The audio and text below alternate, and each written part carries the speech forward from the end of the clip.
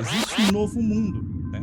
Existe um novo mundo, um novo momento, né? O online hoje, ele conecta as pessoas, ele deixa as pessoas mais próximas. São momentos desafiadores, né? Porque uma das grandes transformações da vida, uma das, né? Tem várias.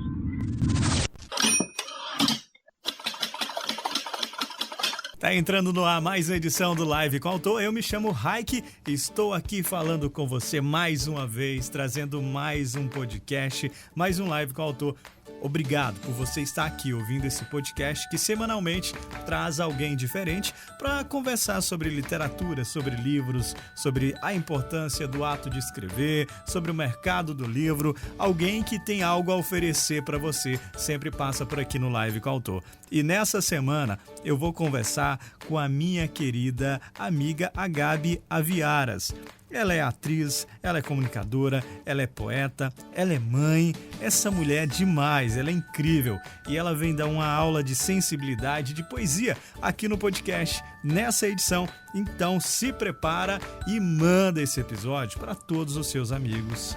Tô tão feliz de estar aqui com você. Faz o seguinte... não deixe de compartilhar esse episódio com seus amigos que curte podcast, que curte o mundo dos livros, tá bom? Manda para todo mundo, eu te recomendo fazer isso agora. E não deixe de comentar também aí, né, no seu agregador de podcast. É muito importante o seu comentário. Então vamos para as dicas de hoje. Eu vou dar uma dica bem legal para você, que é dos cursos que estão aqui na bio deste episódio. Procura aqui os cursos de escrita criativa que você pode encontrar na bio deste episódio. E também tem a minha mentoria, que você ainda não fez a sua inscrição. Está aberto ainda dá tempo, ainda nesse mês, 40% de desconto.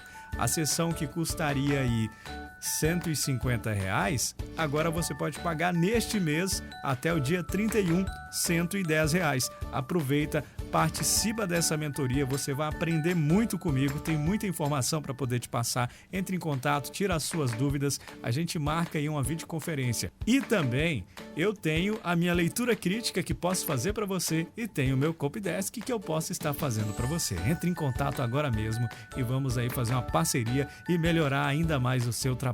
Essas são aí as minhas indicações, são as minhas publicidades e vamos para o episódio de hoje.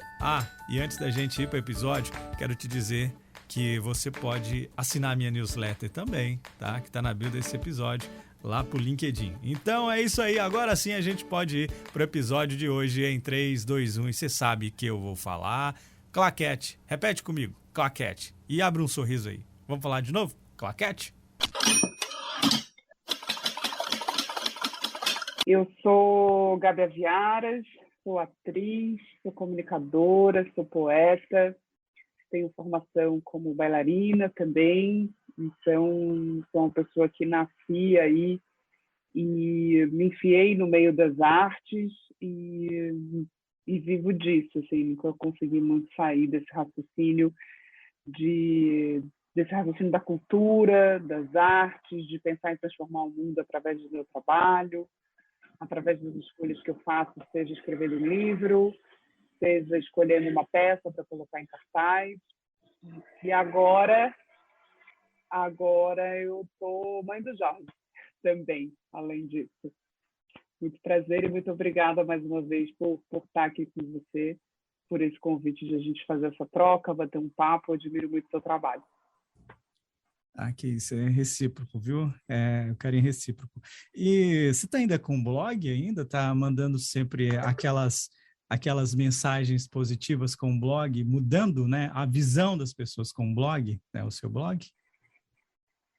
Sim, eu comecei esse trabalho do blog em 2018, como um entendimento como cidadã que trabalhava com a cultura, e eu me senti obrigada de fazer alguma coisa a partir do momento que esse governo atual assumiu o governo, e eu entendi, né, que algumas pautas extremamente importantes para o nosso país, e que eu também acho importante, iam ser gravemente atacadas. Então, comecei a estruturar esse blog, chamei alguns amigos da minha rede de contato para escrever sobre essas pautas, e a coisa andou. né? Depois de 2 anos do blog .g, que ainda estava sobre o meu nome, ele virou Coletivo Indra, ele ampliou a rede. Então, a gente tem uma rede de 10 colunistas que escreve quinzenalmente, né? E a gente traz informação, reflexão, opinião sobre assuntos que a gente acha extremamente importante, como as pautas LGBTQIA+, sobre a pauta protagonismo negro, sobre a pauta democracia, educação, feminino. Então, a gente continua com esse trabalho arduamente e agora a gente já tem 3 anos de Coletivo Indra, e cada vez mais tentando ampliar a rede e tentando ampliar os projetos, né? No primeiro ano, a gente fez uma roda de conversa presencial, que por conta da pandemia a gente não conseguiu fazer. Então, agora a gente já está com o projeto de entender o que vai acontecer nos próximos passos para começar a fazer essa roda presencial.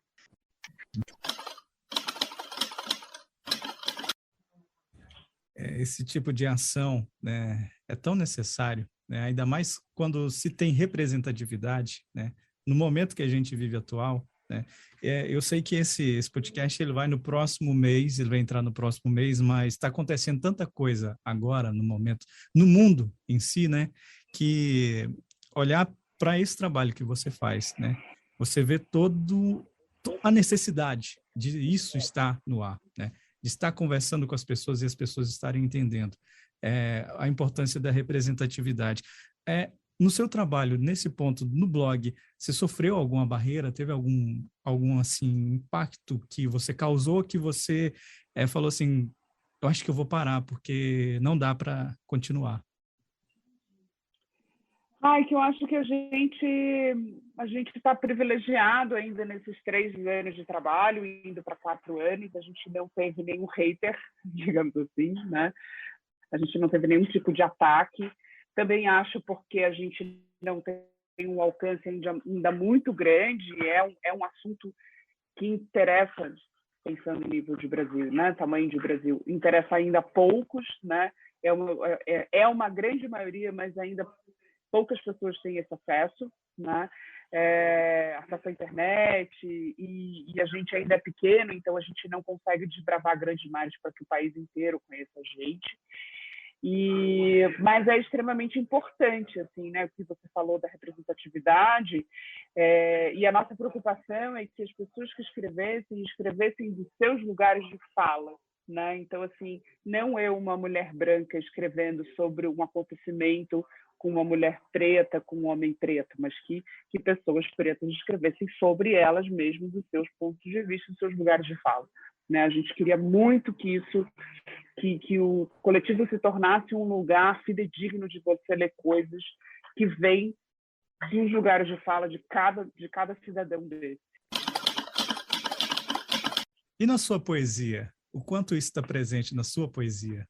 Essa importância da representatividade, de crítica social, quanto isso está presente na sua poesia? Raik, o meu primeiro livro de poesia, eu acho que quando a gente conversou a primeira vez, eu não tinha publicado ele ainda, né? Agora eu já tenho ele publicado. Esse primeiro livro, ele é um compilado de 10 anos. Você vai me entender. São aqueles anos que a gente começa a escrever, não sabe o que escreve, tem vergonha de publicar, tem vergonha de dizer que é poeta, a mãe lê, gosta, mas você diz, tudo bem, mas é a mãe. Então, você fica muito tempo, às vezes, com as coisas na gaveta, as pessoas te dizendo, publica, é legal, é bacana, mas até a gente se encorajar, colocar esse filho no mundo e se nomear poeta, se nomear escritor, eu acho que a gente tem um tempo de maturação disso. Então, esse primeiro livro é um compilado de 10 anos, de uma trajetória de 10 anos, e nele não tem muita coisa social, política, de opinião, né? da minha artista como opinião. Quando eu estava fazendo ele, a gente começou nessa virada desse momento que a gente está político do Brasil, as poesias sociais e políticas começaram a aparecer, né? Foi um momento que eu me debrucei muito para ler Brecht também, e obviamente fiquei influenciada por essa leitura. Mas essas poesias ainda não estão publicadas, elas são publicadas num livro só. Elas fazem parte escrevi elas em algumas antologias e elas estão em alguns livros de antologia, assim. Então, essa representatividade ela começou a surgir depois, aí, quando eu fui no processo de 2018, que eu estava publicando esse livro, essas poesias começaram a nascer, né? E uma coisa assim sobre representatividade, eu fico muito feliz o quanto a poesia tem crescido como um todo, né? E a poesia ainda estava muito na mão, pelo menos a poesia não considerada marginal, na mão de muitos brancos, né? Homens brancos, mulheres brancas, principalmente os homens, né? E hoje em dia essa poesia ela está mais plural. Então a gente está vendo poesia trans, poesia indígena, poesia de mulheres pretas. Então eu fico muito feliz que a poesia está emergindo e está ganhando espaço por outras bocas, outros corpos políticos, né, outras opiniões políticas. Eu fico muito feliz assim, de ver o caminho que a poesia tá ganhando. Dando uma pausa rapidinha para te dar um recado. O meu livro, Folhas em Branco, está na Amazon. Se você ainda não adquiriu o seu exemplar, adquire lá na Amazon a versão e-book. E em breve o livro sai em versão física. Em breve entra na pré-venda. Então, se você ainda não adquiriu o e-book, logo você pode adquirir o físico se você preferir. Mas se você quiser conhecer um pouco da minha literatura, é só você ir lá na Amazon e adquirir já o e-book. Em breve eu solto para você a pré-venda do livro físico. Em breve, aguarde. Agora a gente volta para o episódio. No seu processo de 10 anos de escrita nesse compilado do livro Versos para me ler, você falando que sempre quando você está escrevendo naquela coisa, na euforia, a mãe, o pai lê, né? Alguém próximo lê, né? Mas o que te fez realmente decidir assim, não, agora eu vou publicar, agora chega, eu vou publicar, eu vou me assumir como escritora, eu vou me assumir como poeta? Como isso gritou assim, saiu para fora?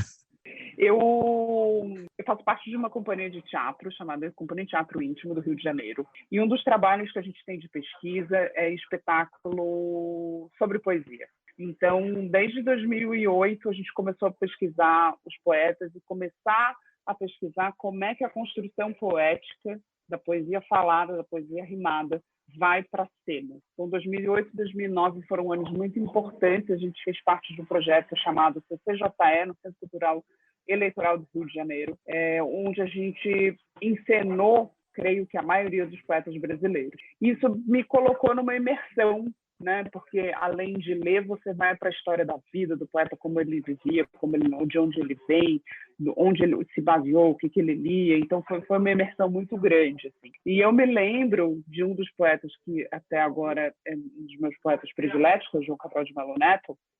Eu me lembro de quando a gente foi estudar o João Cabral, eu desisti de publicar qualquer coisa. Eu tinha já o compilado, já tinha impresso meu borrão de poesias.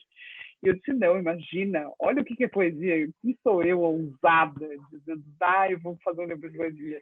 O cara faz contas de matemática com as palavras, com as letras, com os números, tem toda uma teoria da casa, da construção da casa. Eu disse, olha eu, besta, aqui achando que eu sou poeta. E aí, o próximo poeta que a gente estudou foi a Adélia Prado. E foi muito lindo, assim, porque eu tive um insight completamente diferente do João Cabral. Quando eu comecei a entrar em contato com a poesia da Adélia, com a realidade da vida da Adélia, uma mulher de 40 anos que começou a escrever, eu vi que era possível, eu vi que o que eu escrevia não era tão absurdo, assim.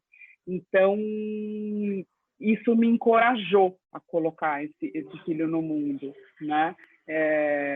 E aí, quando eu encontrei o meu atual companheiro e ele disse, eu contei que eu tinha uma brochura em casa, ele disse, cara, um livro precisa ir para o mundo. E aí eu fiquei pensando, digo, é verdade. E aí, a partir daí, eu comecei a entrar num processo de pesquisa de como eu ia publicar botar esse filho no mundo, assim. Mas esse trabalho de encenação da poesia, o contato com a poesia da Adélia Prado, me encorajou muito a colocar a poesia no mundo. E teve um evento especial com a Adélia, que nós fomos a Divinópolis com um espetáculo chamado Adélia, e ela assistiu o espetáculo, ela foi numa das sessões, e quando finalizou, e foi muito lindo, assim, porque ela assistia a sessão lendo a plateia, olhando a plateia, assim, nem olhava tanto para a gente, mas ela olhava muito a plateia. E no final, obviamente, todo mundo levantou, aplaudiu ela de pé, e aí ela virou para a gente e disse: escutar as minhas poesias me deixa extremamente traumatizada.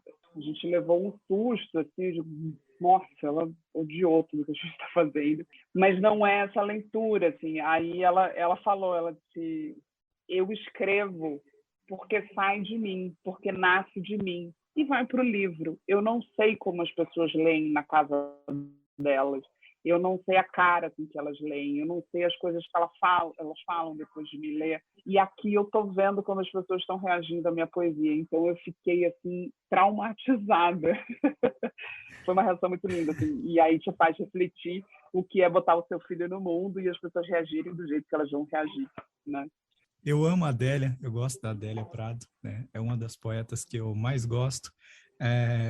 Depois, antes da Adélia, vem a Flor Bela Espanca. Não sei se você já leu a Flor Bela, né? Sim, A Flor sim. Bela tem uma história magnífica. E todas as vezes que eu ouço falar de João Cabral Neto, eu lembro de você, né? Da primeira vez que a gente conversou, né, quando a gente fez uma live juntos, eu me lembro, né, sempre de você e sempre quando eu me recordo por causa dessa sua paixão. E me fala uma coisa, Sim. quanto de proximidade tem entre o teatro e a literatura? Qual o grau de proximidade que tem essas duas artes? Eu acho que elas são completamente irmãs, assim, uma da outra, né? Há teatro sem literatura? Mas não há teatro sem dramaturgia, né? Há literatura sem teatro, obviamente, mas eu acho que elas são muito co-irmãs, né? Elas estão a serviço de contar algo, de contar uma história, usando a palavra, né? Nem sempre o teatro usa a palavra falada, mas ambas estão a serviço de contar uma história, né? De levar você para um outro universo, para uma outra reflexão, para um outro mundo. Então, elas te trazem uma outra reflexão de realidade. Então, eu acredito muito que o teatro e a literatura são irmãos. Gosto muito de pensar isso. Agora, é isso que eu falei, assim, né? Teatro existe sem literatura, mas não existe sem dramaturgia. Você é uma múltipla artista, né? E como você consegue conciliar isso agora sendo mãe? Então, agora sendo mãe, são momentos desafiadores, né? Porque uma das grandes transformações da vida, uma das, né? Tem várias, e por uma escolha de ser mãe, é uma grande transformação, né? Eu já tinha feito a escolha na minha vida de ter filho mais tarde e poder fazer uma trajetória de muito trabalho na cultura, assim. Então, foi uma opção mesmo ter filho mais tarde, né? E agora é um desafio, né? Principalmente nesses primeiros anos, onde a criança depende muito de você, né? Vem lampejos poéticos, aí você pega um caderno, anota uma coisa ali numa ponta, anota num guardanapo, guarda uma foto e pensa, né? Tem as escritas que vieram no meio da gestação. Eu vou guardando isso, assim, né? E nesse momento tem essa reconexão com esse novo corpo que vai atuar com outra maturidade, esse novo corpo que vai dançar com outra maturidade. Então, tudo isso é uma grande descoberta, né? O Jorge tem 9 meses, então a gente tem aí uma gestação dele fora da barriga, né? E é uma gestação dessa nova mulher que apareceu, assim, né? Depois desse grande presente, assim. E nesse momento eu estou morando em Florianópolis, um pouco distante do eixo cultural, que infelizmente ainda é só Rio e São Paulo, né?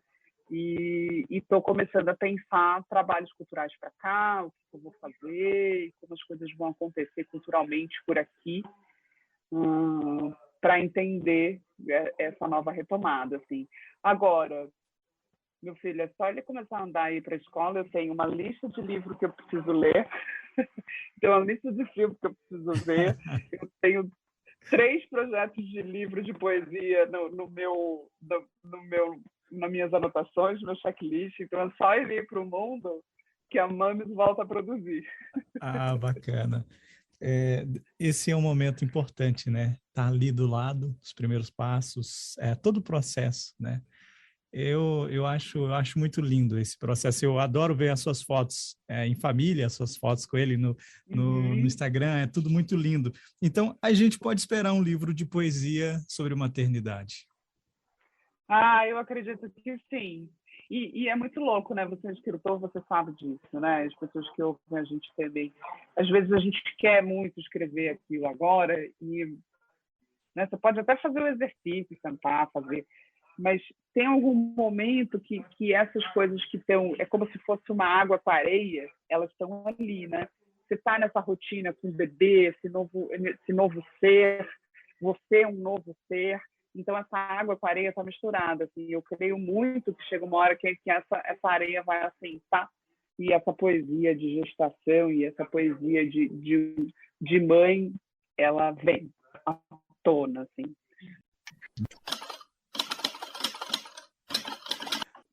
Sim. E atualmente você disse que está morando não no eixo Rio-São Paulo, né? Está morando em Florianópolis. Como é que é morar afastado desse eixo hoje em dia? Eu sou daqui, né? Sou nascida aqui e fiz toda a minha formação de dança aqui e depois eu fiz a minha faculdade de artes cênicas aqui. A faculdade de artes cênicas aqui é muito forte, as duas, a da federal e da estadual, só que elas são fortes por uma continuidade de carreira acadêmica. As duas têm mestrado, doutorado, pós-doutorado, então você pode pensar na sua carreira acadêmica e seguir, assim, as duas têm essa fortaleza aqui, se eu não me engano, hoje em dia é a 4ª faculdade de artes cênicas melhor do Brasil. Mas depois que eu me formei, eu fui para o eixo, né? Então passei por Curitiba, pelo Rio e por São Paulo. Agora, nesse momento, morar aqui, dá uma saudade, né? Antes de tudo, dá uma saudade do Rio, de São Paulo, não só do trabalho em si, mas de você assistir, né? De você ter acesso às coisas, de você poder ir ao museu, de poder ir à peça de um amigo, de poder ir ao cinema. Só que a gente também anda muito vetado por conta da pandemia, né? A gente não está conseguindo mais transitar tanto assim, ir tanto ao teatro, ir tanto ao museu, ir tanto a shows. E a segunda coisa é que, por conta da pandemia também, e somada a esse governo, a gente teve uma redução muito grande, drástica da cultura, né?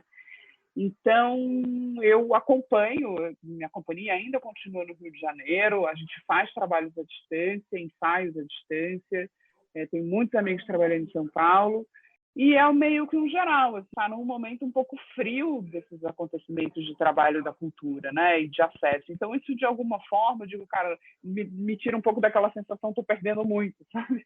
Estou perdendo de ver os amigos, estou perdendo de trabalhar, porque não está acontecendo, a gente está num momento meio gélido, né, dessas coisas todas, assim. Ao mesmo tempo, todo mundo com quem eu trabalho, tanto a minha companhia quanto a minha agência de São Paulo, sabem que eu estou disponível à ponte aérea. Eu sempre brinco, Florianópolis é fora do eixo, mas tem aeroporto, né? Um voo para São Paulo dura 30 minutos, é uma ponte aérea, e um voo para o Rio de Janeiro dura 50 minutos. Também não é nada muito grave, então dá para ir trabalhar e voltar. A questão é só, culturalmente, as produções acharem que isso é uma coisa normal, uma coisa que a pandemia ajudou também, porque muita gente saiu dos eixos, né? Foram para lugares mais buscando qualidade de vida nesse momento que a gente está enclausurado, né? Então, tenho saudade, mas a minha saudade não está somada só a estar distante disso, mas somada a esse momento que a gente está vivendo também. Sim, eu moro no interior, então assim, eu não tenho esse sentimento de saudades de lugares muito grandes. Eu gosto do interior, né? Eu fico pensando, se a minha carreira dando tudo certo, eu não quero morar numa cidade como São Paulo, estar no Rio. Eu quero fazer essa ponte, né? Eu quero poder ir, né? Mas eu quero ficar no interior. Eu gosto do interior.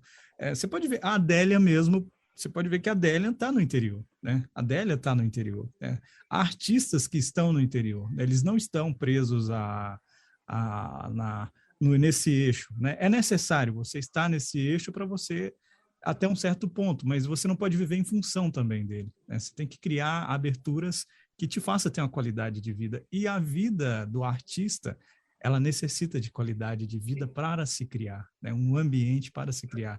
E um ambiente tumultuado, ele não é bom para se criar. Uhum, uhum. Esse É ambiente. isso, eu acredito muito no que você está falando, assim. Eu acho que a barreira disso, Raik, são as produções. É quem paga a gente, no sentido de quando você tem um trabalho, você é chamado para fazer um filme, como ator, uma novela, uma série, né, uma peça, a produção pensa em dinheiro e diz, cara, eu não vou ficar pagando a passagem dessa pessoa para ela ir, vir e voltar, né?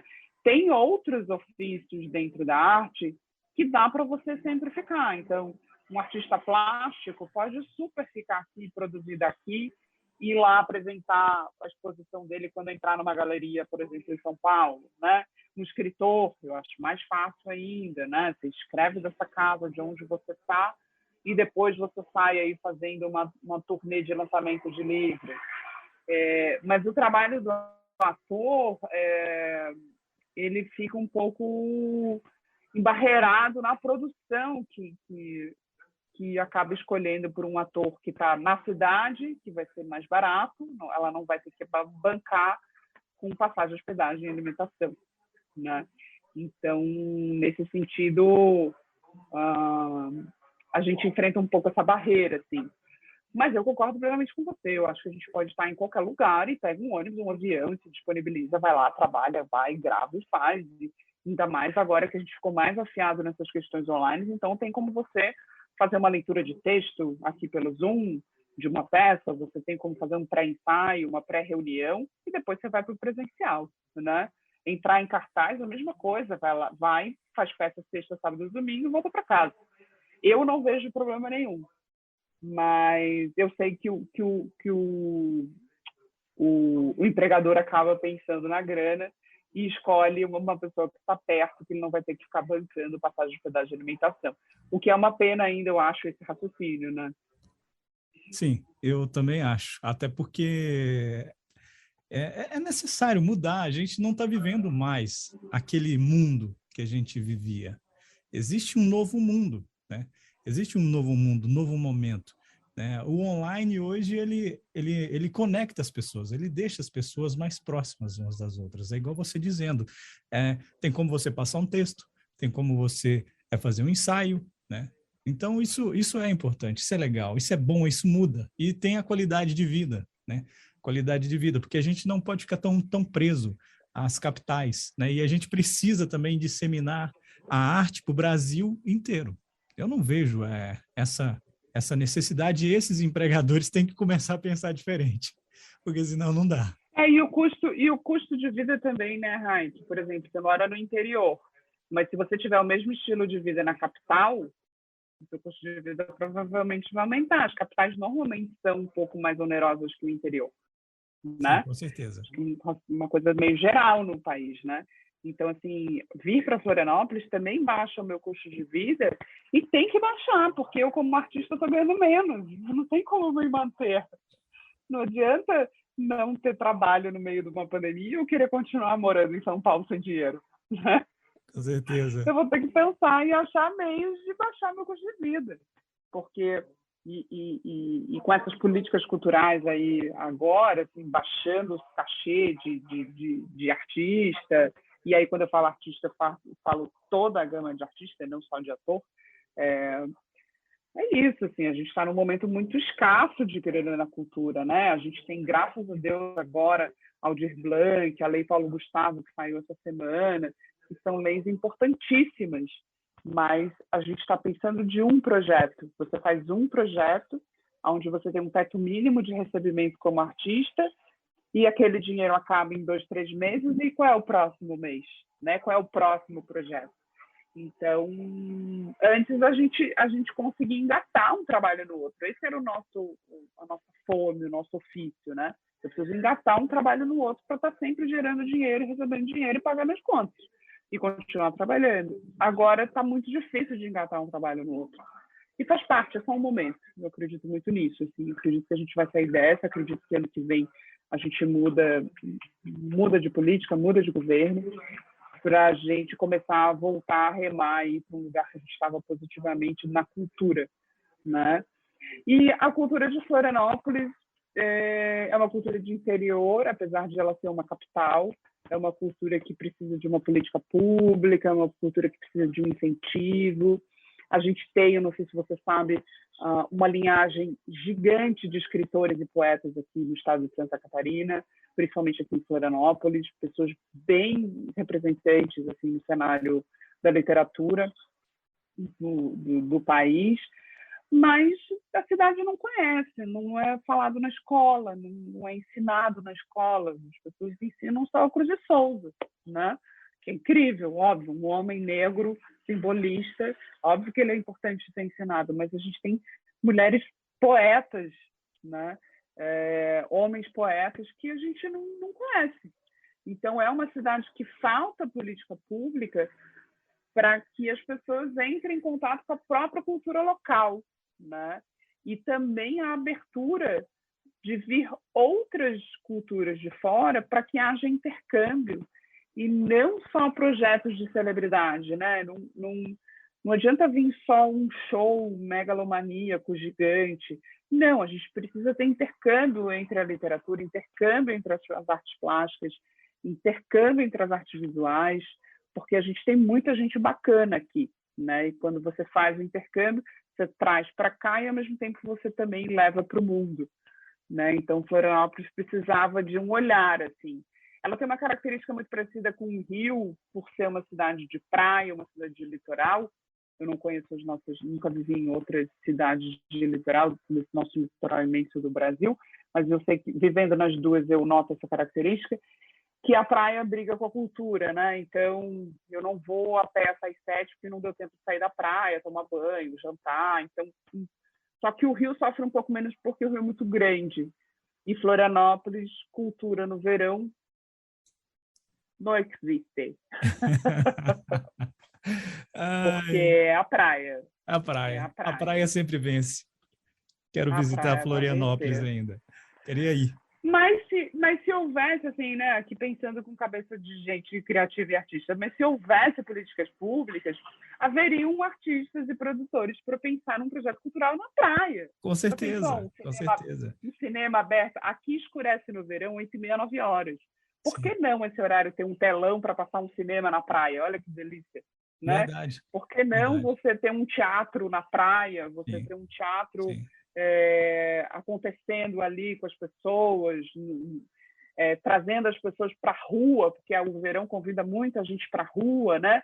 Um teatro de rua numa praça. Então, se a gente tivesse políticas públicas, a gente teria projetos culturais para essa época que é considerada de baixa, né, para a cultura.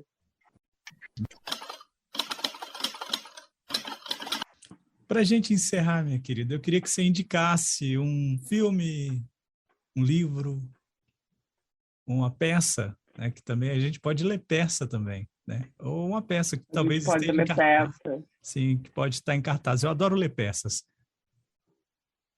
Sim, ler peças é muito legal. Filme, eu gostei muito, e foi muito polêmico esse filme, esse recente, o Don't Look Up, né? Não Olhe para Cima. Foi super polêmico, muitas pessoas acharam extremamente caricato, várias opiniões. Assim. mas eu gostei muito desse filme, e porque ele realmente traz essa loucura que a gente está vivendo, que a gente está completamente imerso, não só como o Brasil, mas como o mundo, né? Mas lembrei aqui de um que eu acabei de assistir também, que está no Oscar, que é o Macbeth, que é uma outra releitura do Macbeth, que é uma peça também extremamente atual. Então fica aí a dica do filme e da peça para se reler. E poetas, eu gostei muito do livro da Luísa Buarque de Holanda, que fez um compêndio das mulheres poetas agora. Acho extremamente importante a gente ler mulheres poetas, mulheres trans, mulheres pretas. Acho que a gente precisa sair, principalmente a gente branco, precisa sair desse raciocínio ocidentalizado, colonializado branco, né? Então, acho que a gente precisa ler os indígenas, as poetas trans, as poetas pretas. Acho que a gente precisa ampliar o nosso olhar e parar de achar que só a gente escreve legal, escreve bem, só a gente tem que se ler. Então, acho que essas são as minhas dicas. Obrigado. E o seu livro? Aonde a gente pode comprar o seu livro? Meu livro, por enquanto, está só na Amazon. Tá? Ele é trilingüe, né? Ele tem uma versão em português, uma em espanhol, outra em inglês. Você compra elas separadas. Você pode comprar via Kindle, via e-book, né? Mas dá para comprar via impresso. Eu fiz aquele sistema da Amazon de impressão por demanda. E vem super bonitinho. Eu pedi o meu, é igual o que eu imprimi aqui na época do lançamento. E até para poder abranger essas outras pessoas que leem outras línguas, né? Então está na Amazon. O e-book é direto no amazon.com.br, mas o impresso é no .com, porque só a Amazon americana faz a publicação por demanda. E aí as pessoas têm achado estranho, porque vira para o site, cobra em dólar. É um pouco dessa complicação. Até por isso eu estou pensando se eu não vou imprimir eles aqui para vender via correio. Mas é isso, na Amazon você encontra esse e o pequenininho, né, que é o Pocket, que é o Versos para se ter, que foi uma compilação que eu fiz de todas as publicações que eu fazia no Instagram de frases poéticas. Como sempre, eu sei que você curtiu essa edição. Então, se prepara. Eu sempre uso essa frase, né? Se prepara. Então, se prepara, porque no próximo episódio você vai aí ouvir uma conversa muito bacana para abrir esse próximo mês com o escritor português, o Manuel Jorge Marmelo. Então, tá muito incrível essa conversa. Até conseguir encontrar a forma definitiva. Portanto, há aqui uma série de momentos em que há alguma angústia associada. Aqui, pelo menos aqui no Brasil, os livros que são mais vendidos são livros de não ficção, e eu vejo um impasse, né, nisso, né, porque as pessoas acham que a ficção ela não tem um grande significado, ela não traz grandes reflexões. Algumas pessoas criam hoje, por causa da internet, essa mentalidade. Embora o livro não tenha nada a ver com o Henrique Vila-Matas, pareceu-me que fazer aquilo que ele sugeria na sua crónica, ou seja, utilizar aquela frase para... Terça-feira, às 15 horas, no seu agregador de podcast. Live com o Autor, terceira temporada.